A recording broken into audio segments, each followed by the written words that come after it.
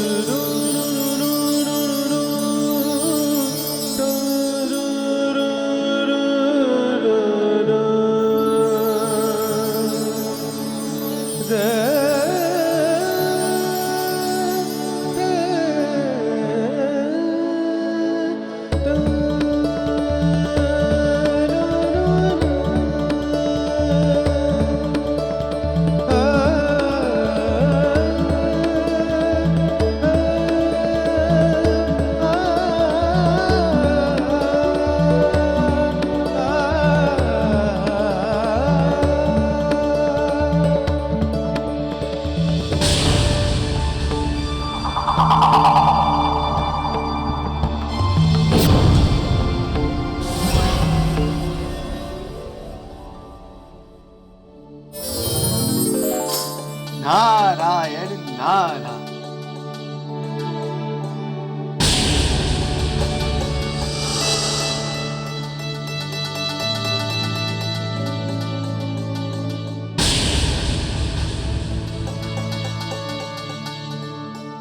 देवी अदिति, आपने एक अत्यंत गुणी पुत्र को जन्म दिया है।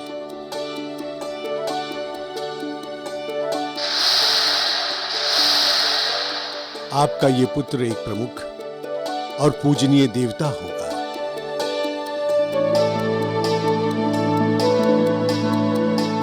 अब आप दक्ष पुत्री कश्यप पत्नी अदिति के साथ साथ देव माता भी कहलाएंगी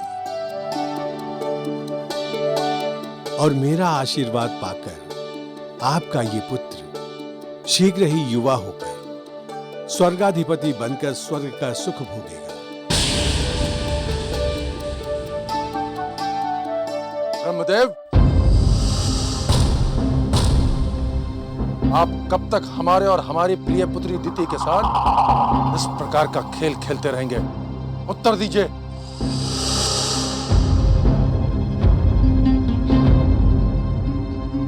मुझे इस प्रकार के प्रश्नों का उत्तर देने की कोई आवश्यकता नहीं है प्रजापति दक्ष।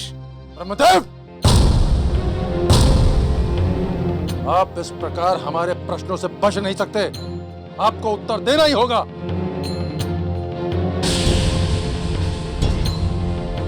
आप कब तक हम दोनों के साथ इस प्रकार का भेदभाव करते रहेंगे?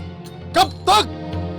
पुत्र दक्ष, मैं तुम्हें पहले भी अनेकों बार समझा चुका हूं कि सृष्टि में जो भी घटित होता है वो पूर्व निश्चित और भगवान सविता देव की इच्छा से ही घटित होता है।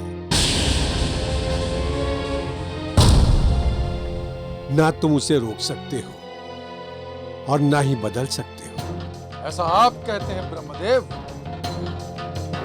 तो हम इस संसार को दिखा देंगे कि इस तथा कथित पूर्व निश्चित घटनाक्रम को हम रोक भी सकते हैं और बदल भी सकते हैं।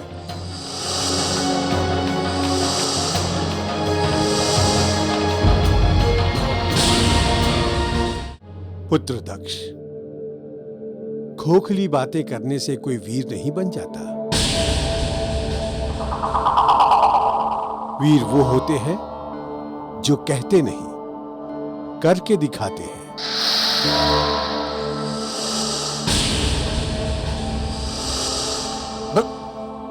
रुकिए पिताश्री, इस विवाद का तो कोई अंत नहीं है,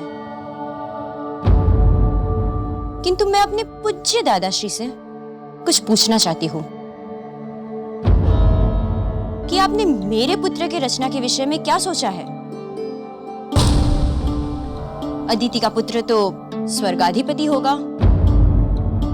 मेरे पुत्र के विषय में, उसके भविष्य के विषय में आपने क्या सोचा है?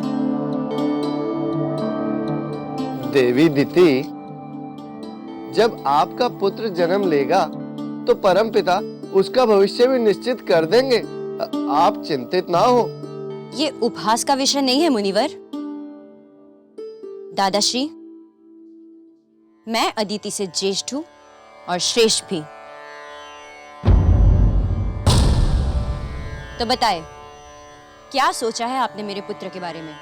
पुत्री, यदि तुम्हारी इतनी ही जिज्ञासा है तो सुनो। इस सृष्टि में जन्म लेने वाले बालक बालिका में उसके माता पिता के संस्कार ही प्रभावी होते हैं। गर्भावस्था काल में स्त्री जैसा आचरण करती है, जैसा सोचती है, उसकी संतानों में वैसे ही संस्कार प्रवेश करते हैं। देवी अदिति ने गर्भावस्था काल में पति सेवा और जन कल्याण के कार्य किए, इसलिए उसे लोकपालों में श्रेष्ठ देवतुल्य पुत्र प्राप्त हुआ। अब गर्भावस्था काल में तुम जैसा आचरण करोगी, तुम्हें भी वैसा ही पुत्र प्राप्त होगा। और देवी दीति, आप कैसा आचरण कर रही हैं वो तो आप ही जानती हैं। नारायण नारायण। देवी दीति, यदि आप सचमुच चाहती हैं कि आपका पुत्र पूजनीय और यशस्वी हो, तो उसे धर्म, धैर्य, दया और प्रेम का पाठ पढ़ाइए। ये सब तो बेकार की बातें हैं जो निर्बल लोग किया करते हैं। मेरा पुत्र तो वीर होगा। मैं उसे वीरता और साहस के पाठ पढ़ाऊंगी। मेरे पुत्र की वीरता के आगे सारा संसार उसके चरणों में झुक जाएगा। ये हुई ना हमारी पुत्री जैसी बात। पुत्री दीति, हमारा आशीर्वाद है, तुम्हारी मनोकामना अवश्य पूर्ण होगी। तुम्हारा पुत्र अत्यंत वीर और बलशाली होगा।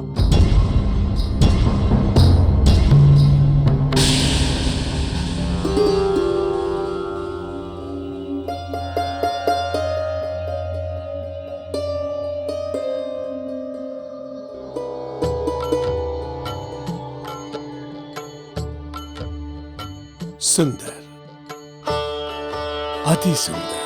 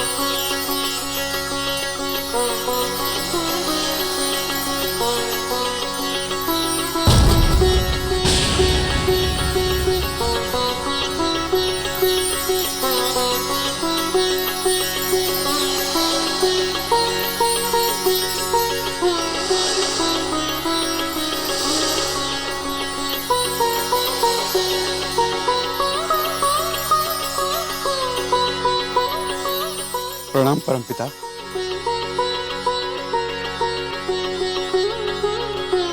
कल्याण हो। अदिति नंदन इंद्र, तुम पुण्य आत्मा हो। तुम नम्रता और विनय की मूर्ति हो। मेरा आशीर्वाद है तुम्हें कि तुम्हारा यश, कीर्ति पूरे जगत में फैले और तुम युगों युगों तक स्वर्ग का भोग करते हुए अपने माता पिता को गौरवान्वित करो।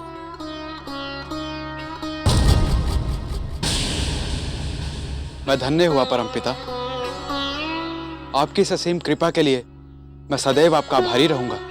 पुत्र इंद्र, गर्भावस्था काल में माता पिता से मिले संस्कारों के कारण तुम्हें संसार के किसी भी शिक्षा और दीक्षा की आवश्यकता नहीं है,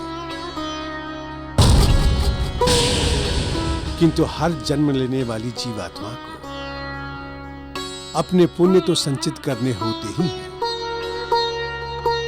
इसलिए मेरा तुम्हें परामर्श है कि निरंतर भगवान सविता देव की आराधना करो, उनका पूजन करो, 100 सूर्य महायज्ञों का आयोजन करो। इसके पुण्य की शक्ति से सृष्टि रहने तक तुम्हें स्वर्ग का सुख प्राप्त होगा। जी परमपिता, मैं ऐसा ही करूंगा। आपके बताए मार्ग पर चलकर मेरा जीवन सार्थक हो जाएगा। किंतु तुम्हें सदैव एक बात को स्मरण रखना होगा पुत्र इंद्र, जो पुण्य के पथ पर चलता है उसका पाप परमेश्वर कभी स्वीकार नहीं करता। उसे उस पाप के लिए दूसरों की अपेक्षा कठोर दंड भोगना पड़ता है। मैं यह चेतावनी सदैव याद रखूंगा परमपिता, और प्रयास करूंगा कि इन पाप कर्मों से बचकर मैं अपना जीवन व्यतीत कर सकूं।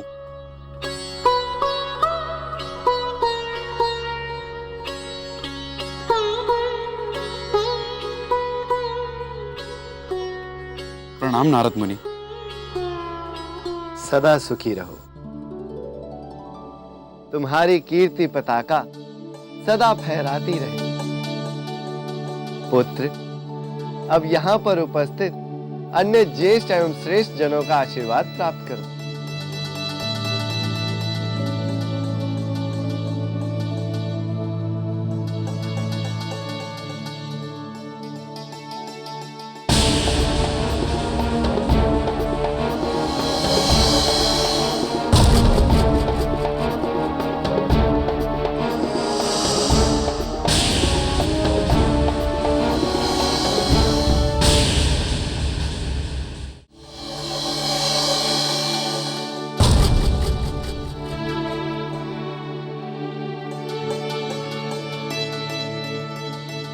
प्रणाम नाना श्री।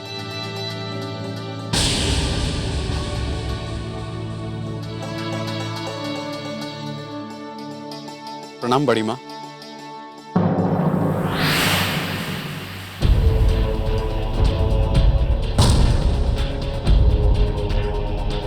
मेरे पास तेरे लिए आशीर्वाद नहीं है इंद्र। मेरा आशीर्वाद तो केवल मेरे होने वाले पुत्र को विजयी और पराक्रमी बनाएगा।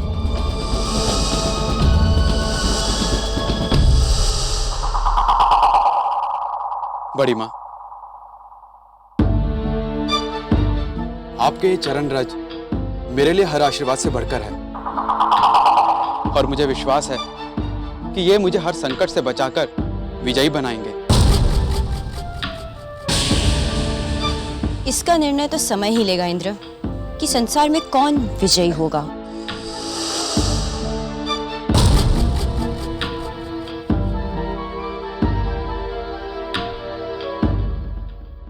प्रणाम पिताश्री।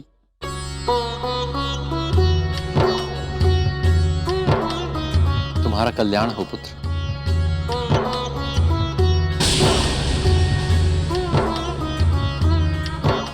आओ। नानी श्री वेणनी, प्रणाम।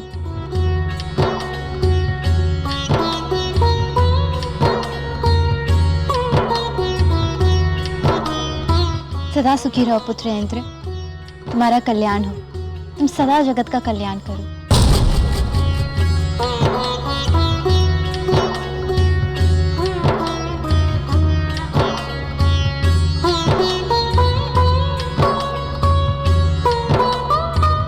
माताश्री, प्रणाम।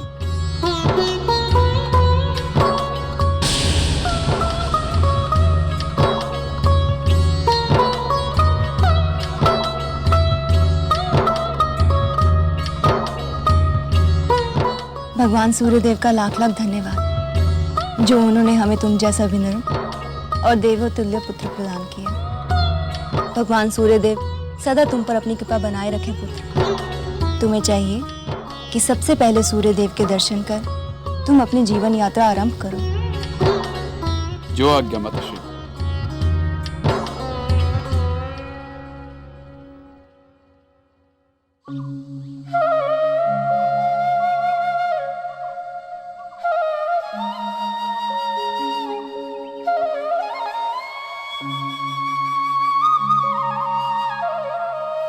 ओम सूर्याय नमः। ओम सूर्याय नमः। स्वर्गाधिपति इंद्र, आपके स्वभाव में धरती जैसी विनम्रता और सागर जैसी गति है। आपने अपने जन्म के समय से ही अपने कार्यों और स्वभाव से हमें प्रभावित किया है। भविष्य और सारा संसार आपकी प्रतीक्षा कर रहा है। अपने सुकर्मों को और अधिक गति प्रदान करें इंद्रदेव। आपका कोटि कोटि धन्यवाद सूर्यदेव। आपका आशीर्वाद पाकर मैं धन्य हुआ और मेरा जीवन सफल। मेरी यही अभिलाषा है कि आपका वरद हस्त इसी प्रकार मुझ पर बना रहे।